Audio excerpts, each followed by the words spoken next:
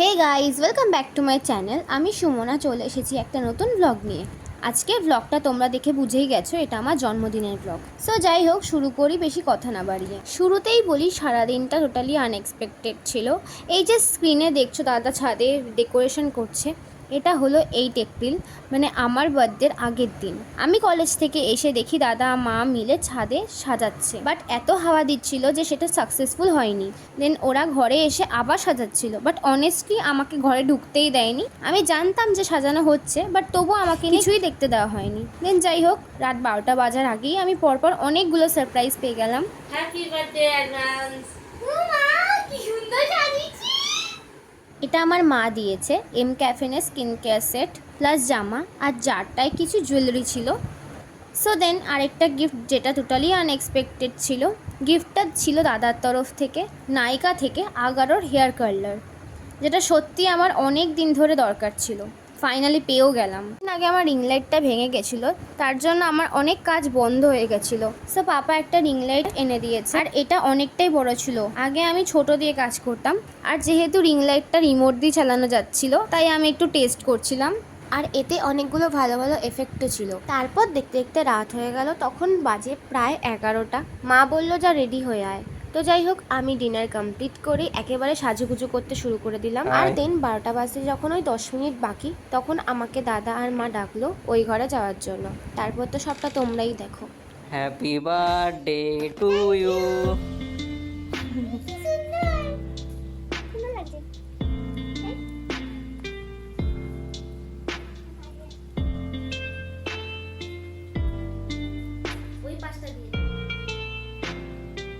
So finally celebrating my last teenage year and happy 19 to me.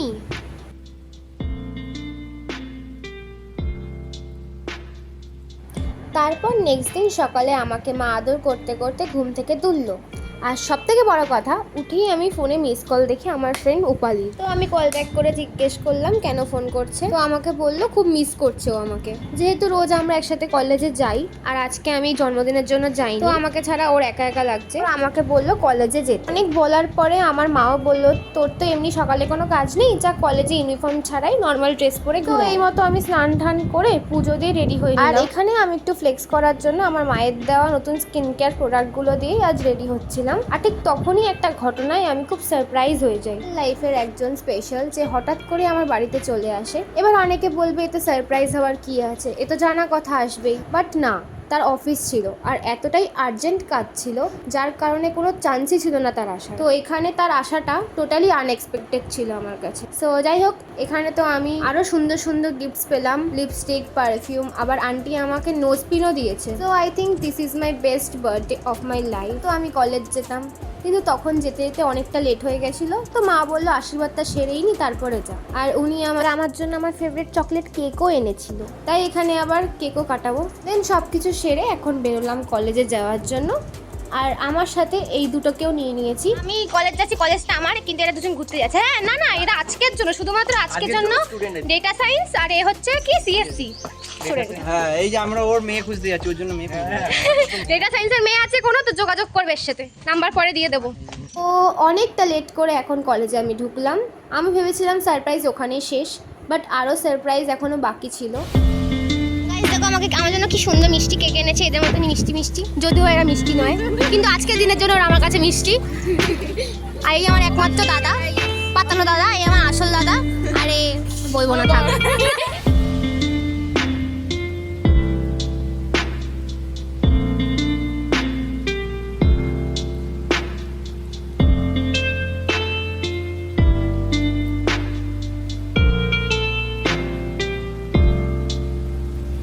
তো এরপর college থেকে আমি বাড়ি ফিরলাম আর গিয়ে লাঞ্চ করলাম।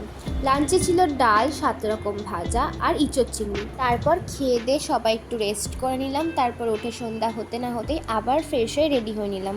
আর আমার সন্ধ্যের লুকটা নিয়ে অনেক দিনের প্ল্যানিং ছিল, কিন্তু হাতে টাইম শর্ট ছিল। এখন যাচ্ছি আমরা বার্থডে সেলিব্রেশনে, তোমরাও চলো।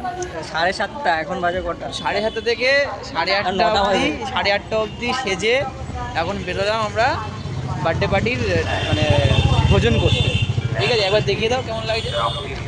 1 ঘন্টা সাজলে তাতেই এরকম লাগছে দেখতে, তাহলে 2 ঘন্টা সাজলে তো মিস ওয়ার্ল্ড লাগবো, মিস ইউনিভার্স লাগবো। সত্যি বলতে 1 ঘন্টা অনেকটাই কম সময় রেডি হয়েছি। তো যাই হোক, আমরা চলে গিয়েছিলাম ব্যারাকপুরের মবিনাতে, আরাবিয়ান স্টাইল রেস্টুরেন্ট যেটা আছে চিড়িয়া মোড়ে। আর আমার প্ল্যান ছিল রাতে এই রেস্টুরেন্টে এসে কেক কাটার, বাট সত্যি বলতে সারাদিনে এতগুলো কেক কেটেছি, নিজেকে কেমন একটা বড় বড় ফিল হচ্ছিল। তো মাকে বললাম যে না মা, আর রাতে কেক কাটবো না, আমার হয়ে গেছে এতেই। তো অনলি ডিনারের জন্যই বাইরে বেরোনো। এখানকার অ্যাম্বিয়েন্সটা তো সত্যিই খুব সুন্দর, কিছু বলারই নেই। আর এখানে আরাবিয়ান স্টাইলে বসে খাওয়ারও ব্যবস্থা ছিল, আর টেবিলে খাওয়ারও ব্যবস্থা আছে। আমরা বসে খাবো ভাবলাম, স্পেশালি আরাবিয়ান ভাইব নেওয়ার জন্য। এখানে আমাদের সাথে আর একজনও ছিল, বাট সে 1 ঘন্টা লেটে এসছে প্রায়। আমরা নিয়েছিলাম লাহাম মান্ডি, যেটার দাম ছিল 1200, আর নিয়েছিলাম বাটার নান, চিকেন টিক্কা মশালা, 2টো থামস আপ আর একটা ব্লুবেরি মজিটো। টোটাল বিল হয়েছিল 2120। পর এখানে খাওয়ার আগে টুপি দিয়ে গেল, যার জন্য এখানে আরও বেশি আরাবিয়ান ভাইবটা ফিল হচ্ছিল। আর আমি টুপি পরে তো নিজেকে মহারানী ভাবছিলাম, আর আমাকে আমার মা দাদা বলছিল আমাকে নাকি নেপালি লাগছে। তারপর ভাই চলে আসলো, দেন সবাই খাওয়া কমপ্লিট করে আবার বেরিয়ে পড়লাম। তখন অলরেডি 11:30 বাজে। বাই গাইস, এসছিলাম রোগা হয়ে, বাড়ি যাচ্ছি খেয়ে দে মোটা হয়ে। তো আগের দিন মানে 8 এপ্রিল রাত 11:30 থেকে আজ 9 এপ্রিল রাত 11:30 অবধি আমার অনেক ভালো কেটেছে। প্রচুর আনএক্সপেক্টেড সারপ্রাইজেস পেয়েছি। সবাইকে অনেক থ্যাংক ইউ আমার দিনটা এত ভালো করার জন্য। আর মা না থাকলে তো এত কিছু হতোই না। তো আমাকে আর মাকে অটোতে তুলে দিয়ে সবাইকে টাটা করে আমরা বাড়ি ফিরলাম। আর আসার সময় একটা আইসক্রিম নিয়ে এলাম, কারণ একজন আমাদের জন্য বাড়িতে ওয়েট করছে। হচ্ছে পরের ভিডিওতে, আর পরের বছর আবার নতুন সারপ্রাইজ পাওয়ার ব্লগ নিয়ে আসবো। টাটা।